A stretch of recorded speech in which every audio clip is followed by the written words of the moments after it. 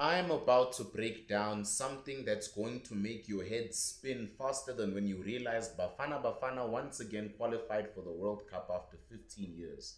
I'm going to talk about a criminal network so sophisticated it's not only embedded in South Africa's government, you're also going to wonder how on earth you didn't notice this or see this coming but should have, because the signs were everywhere. Let me set the stage. There is a cartel operating out of Gauteng, the economic heart of South Africa. Not some random street gang that takes people's phones. Not some small time operation that sells kids different plants. I'm talking about a sophisticated criminal enterprise that functions like a legitimate business. Members get regular income. There is a hierarchy. There is infrastructure. There is discipline.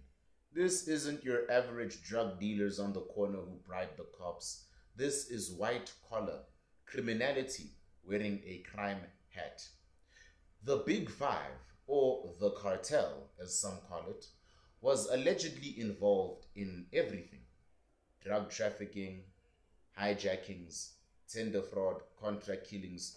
You name it, they did it. But here's the thing that should terrify you: they didn't just operate in the shadows. They infiltrated. They penetrated. They embedded themselves into the very institutions supposed to stop them. Political circles? Check. Senior police? Check. Prosecutors? Check. Intelligence operatives? The judiciary? You can finish that. Private security companies? This wasn't a cartel outside the system trying to fight their way in. This was a cartel that somehow got inside the system and started controlling it from within. But here's where it gets crazy. Crime intelligence boss Dumisani Kumalo came forward and started talking. And when he talked, the WhatsApp messages started flowing. And when the WhatsApp messages started flowing, everybody started looking really, really uncomfortable. Because, you see, these messages showed something absolutely diabolical. Powerful government officials. We're talking major generals. We're talking metro police heads that were literally demanding payment from cartel members in exchange for influence, in exchange for privileged access, in exchange for institutional favors. Let that sink in for a second.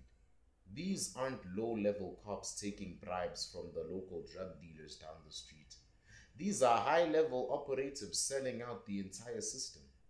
And they were doing it openly, enough that there was a paper trail, a digital paper trail. Businessman Vusi Ketmatlala, arrested for attempted murder, by the way, was allegedly paying people off. Payments to Major General Lesetja Senona, payments to crime expert Calvin Rafadi, payments to Julius Mkwanazi, head of Ekurhuleni Metro Police.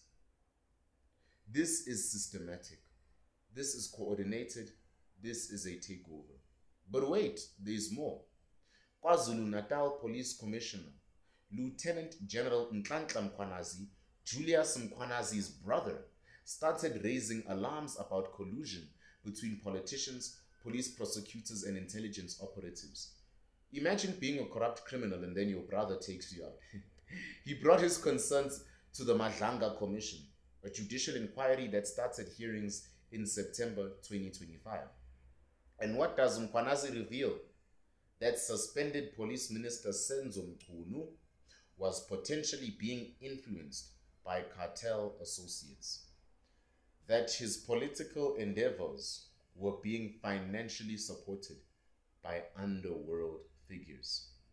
That political killings task teams, the very thing that was supposed to investigate the murders, got disbanded, possibly because it was getting too close to the truth. Apparently, even the Moja Love show Sizoktola, the show that used to catch all the drug dealers in the city, was shut down for a second. The unit investigating political murders gets shut down too. Why? Because cartel-connected people convinced a government minister to do it. This isn't conspiracy theory territory anymore. This is documented testimony at a judicial commission. What's really wild is that the Big Five's operation extended beyond Gauteng. They were operational in KwaZulu-Natal, the Western Cape, the Eastern Cape. This is a nationwide network, and they operated like a normal employer. Regular income, structure, hierarchy. They had infiltrated so many sectors that they could function openly because the people supposed to stop them were on their payroll. The commission had to go into closed sessions to protect witnesses because, and this is the insane part, revealing their identities could literally put them in danger from an organized criminal network that has infiltrated law enforcement. Your own police might be the threat. South Africa isn't just dealing with corruption anymore. South Africa is dealing with state capture by organized crime. This isn't some warlord in Libya. This is happening here, in our government, in our police, in our institutions. The Big Five cartel didn't just break the law. They didn't just go sell drugs or hijack drugs, no. They bought the people supposed to stop them, who were supposed to stop them, at least, and put them into their protection racket.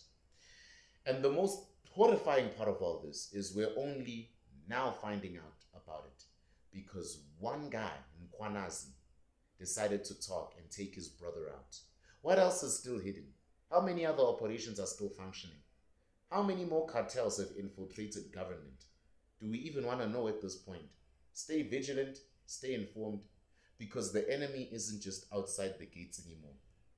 The smoke of Satan has entered your justice system, and it's the one running the gates. This is the Summer Sambit, and like always, I'll see you next time.